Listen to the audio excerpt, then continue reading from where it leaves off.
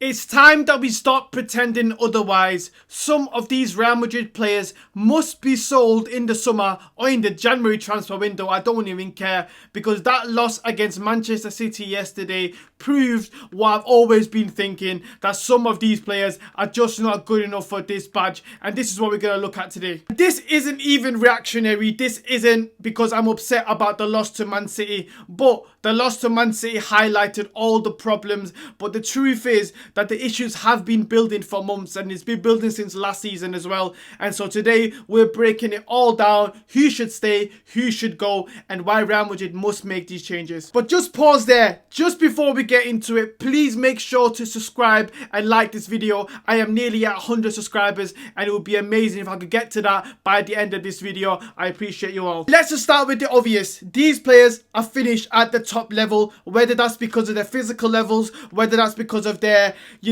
ability to adapt within the game. These players are just not good enough for Real Madrid, and these players are Antonio Rudiger, Ferland Mendy and David Alaba. Now let's just talk about Rudiger last night. Rudiger has constantly been battling with injuries, which is of course not his fault. However, we are Real Madrid. We can't have passengers in this team, and Rudiger yesterday physically and technically looked absolutely shocking last night. And look, we played a Man City team who were not fantastic, but some of the mistakes that Rudiger was making, the penalty to Haaland, some of the times that he dived in on Savinho, we could have been a penalty. He was elbowing Cherki, he was getting nutmegged by Cherki.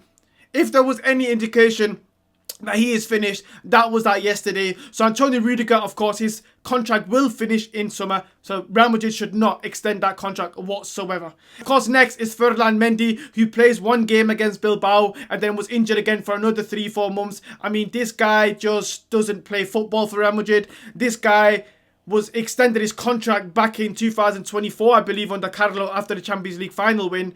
What a stupid decision that is, because he didn't play until the Copa del Rey final last season, and then now, of course, he is not going to be playing for the next couple of games as well. Of course, Real Madrid have already signed Alvaro Carreras in the left-back spot, so that is sorted. Ferland Mendy, again, needs to go soon as possible. And of course, the next is David Alaba, who, of course, did suffer an ACL and has been struggling with injuries since then. Of course, I'm always grateful for all of these guys' input in Real Madrid's last couple of Champions Leagues, but the fact of the matter is David Alaba physical levels is just completely gone, as we know, and I do believe he will go at the end of the season. Same as Rudiger, his contract will also finish and Real Madrid will not extend. Now, of course, David Alaba is the second highest paid player for Real Madrid after Kylian Mbappe, excuse me, so I'm so excited to get that contract just finished. And then the next section are the not good enough players. Now, of course, Real Madrid have got some great players, but we also have some players that are just not good enough for Real Madrid, and these players are just not elite, and we need elite levels for these positions,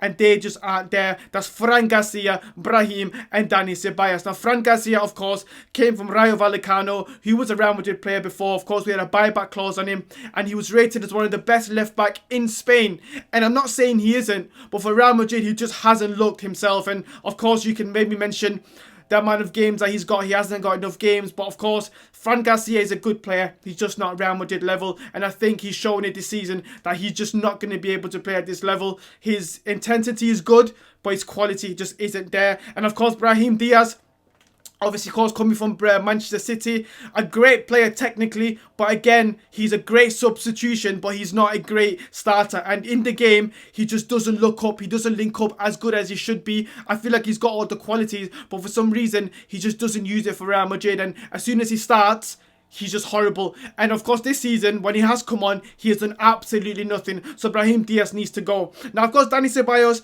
is a player that I've always wanted to play for Real Madrid and start, purely because of his profile, but recently his physical levels have looked absolutely awful. So again, we need elite players for that centre mid position, and he just isn't it, so he needs to go too. And this next category that we've got is something that I'm a bit concerned and a bit worried about saying this out loud, because these two players I'm going to mention now are fantastic players within their own right. This is not about their talent. This is just about the fit for Real Madrid. Now, I don't feel like these two players fit Xabi Alonso's style. I don't think they fit the squad's needs, and I just think their profiles don't match what Real Madrid need at this moment in time. And them two players are Arda Güler and Rodrigo. Of course, Arda Güler has been Xabi Alonso's kind of golden child in the sense that he wanted Arda Güler to be the deep lying playmaker and become that number 8 that Real Madrid of course don't have. But what has shown with Arda Güler in the big games is his physical level is not good enough, i.e. he gets easily taken off the ball, he gets easily pushed off the ball, and he's not strong enough to win the duels. And last night against Man City showed that, because of course Arda didn't start that game, but when he came on, Real Madrid had too much space for Man City to exploit because of Arda Güler's, inability to cover space and inability to win these physical duels, because he's not that kind of player. He's more of a number 10, as I've always said. So I just think Arda Güler as a number 10 won't work because Jude Bellingham is in this squad and he will not be taken out for Jude Bellingham. So Arda Güler in the 8 just doesn't fit this squad's needs, which is very, very disappointing for me because I really love Arda Güler, but he's just the fit. Now, of course, moving on to Rodrigo. This is a player who hasn't scored for 32 games before the Man City goal last night. This is a player who underperforms every single time that he's played this season so far, but last night he was unbelievable. And again, it disappoints me to say that this player doesn't fit Xabi Alonso's needs, because he wanted to play off the left wing. He wants to play off that left wing, and at this moment in time, Vini Jr. of course isn't left winger. So I just think Rodrigo, again, it's not about talent. He showed last night to the point where Pep Guardiola went up to him and said, look, you are incredible. So everybody knows this guy's talent, but for Real Madrid, he hasn't shown it consistently because of players playing in his favourite position. Which is very ironic, because yesterday he played in the right wing position, which is our position, but he played absolutely unbelievable. So look, I just think it's not about talent, it's just a fit. If Rodrigo has to keep playing right winger, he will not succeed at Real Madrid, and this is why I think he should also go. And this next one really, really hurts, because the potential is there. This is potentially a generational player. A generational player who's come through since he was 18, 19 years of age. He has shown up in big games for Real Madrid. He has been an incredible sub when Cruz and Modric was there. But the consistency just isn't there because of the injuries and because of also the lack of development that he's had in the first couple of years at Real Madrid due to him not getting enough opportunities. And that is Camavinga. Now, I believe Camavinga needs to be sold because he is constantly struggling with injuries and he's constantly struggling with consistency. And at a club like Real Madrid, that cannot happen anymore. We have to start letting these players go because this is just not good enough. Camavinga continuously suffers with injuries every single season. Now, he's been injured three times this season already. He has one game where he plays amazing and he shows Real Madrid and Xabi Alonso how good this team and midfield can be with Camavinga in this team. I mean, the game against Liverpool, he was absolutely atrocious, but of course that was his first game back in a while. Against Bilbao, he's amazing, absolutely sensational. Olympiacos, he was great, and then he's out for another 2-3 games. This can't continue.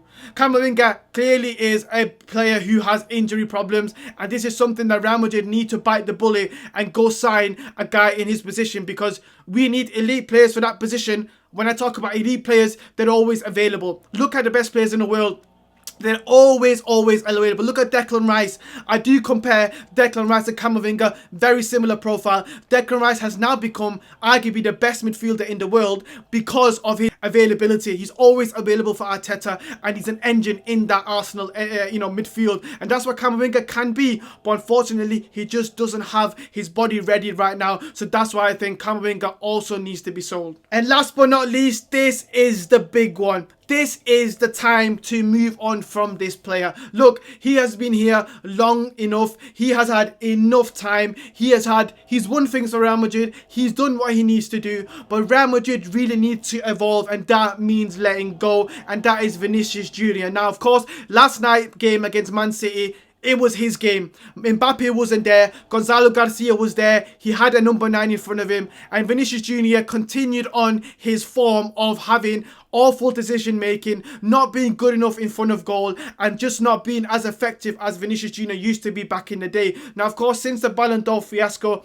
this has not been the same player. Whether it's mentally, whether it's a confidence thing, I can completely understand. But this just isn't good enough. And Real Madrid need to move on and sign elite players for this possession, because Real Madrid yesterday had so many opportunities to get in against Man City. They won the ball up high, and the one thing that was lacking was Vinicius Junior's decision making. Now, of course, Jude Bellingham was in there too, but Jude Bellingham is only 21 years of age. I think Vinicius Junior at 25, with also the reports of the 30 million that he wants a year. That part of his behaviour too is also really disappointing me as well. And of course, with Mbappe being here, you're not going to sell Mbappe, so Vinicius Junior in that left wing position has not been good enough at all this season. And if Real Madrid want to be a serious team, they need to sign, again, a specialist in that position, or maybe move Mbappe to left wing and have Haaland up front if they can sign a great striker. But fact of the matter is that Vinicius Junior's performances, mixed with his attitude and mixed with his reports of going to Real Madrid, reports and saying that he doesn't want to renew his contract, that all leaves a big bad taste in my mouth. And the fact that he wants 30 million a year when he performs like this, I'm sorry, Real Madrid need to move on. And by the way, I love Vinny Jr. I've got a Real Madrid top with Vinny Jr. the last 2-3 years. He's one of my favourite ever players.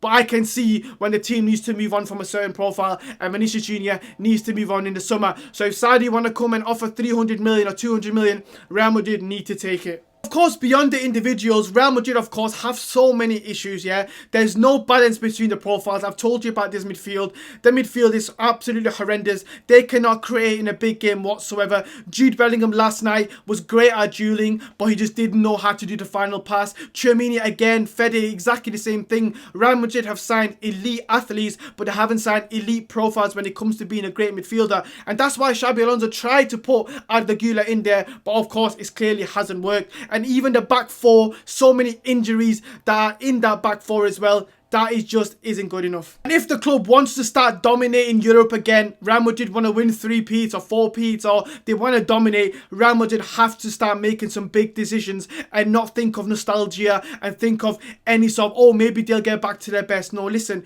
this is what we have to do. And Paris and the board needs to make these decisions. And that is the brutal truth. Some of these players must go for the good of the team, for the good of the project under Xabi Alonso, if Real Madrid want him to stay, and the future of Real Madrid. Let me know in the comments, who would you sell and who would you stay? Did I miss anybody? Who do you think would stay? And of course, let me know your thoughts in the comments, and make sure to subscribe and make sure to like. And until next time, Hala Madrid.